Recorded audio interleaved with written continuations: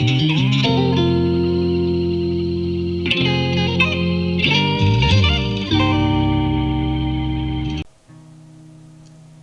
retrouvons le classeur Excel Astuces et nous allons ouvrir l'astuce numéro 21 sur les concaténations. Donc je clique sur le bouton et voici nos tableaux. Alors voici un premier tableau avec une liste de fruits et des origines. Et j'aimerais associer les fruits et les origines dans une colonne de produits. Il y a deux méthodes pour arriver à cela.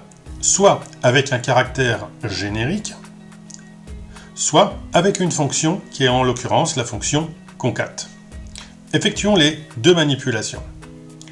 Je me positionne en E6 et je vais écrire la formule suivante. Égale, je clique sur C6, le et commercial, guillemets, espace, 2, espace, guillemets. Je rajoute un et commercial, puis je clique en D6.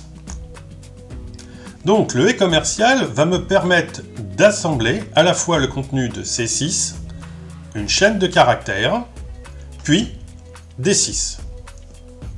Je valide. J'ai donc bien banane de Côte d'Ivoire.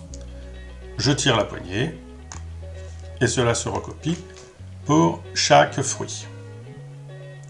Voici une première méthode. Une deuxième méthode.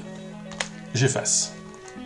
Je me positionne en E6 et j'écris la formule égale concat, parenthèse ouvrante, je clique en C6, point virgule, guillemets espace 2 espace guillemets, point virgule, et je clique en D6. Puis je ferme la parenthèse de la fonction. Ici, je vais donc rassembler dans la fonction concat trois arguments, chaque argument étant séparé par un point virgule. Je valide et je tire la poignée. Donc dans les deux cas, que ce soit avec le et commercial ou avec la fonction concat, on peut donc assembler plusieurs chaînes pour constituer le contenu d'une cellule. N'oubliez pas de vous abonner à la chaîne et un petit pouce pour dire que vous aimez mes vidéos et le livre qui est toujours disponible. L'adresse pour pouvoir le commander est dans la description.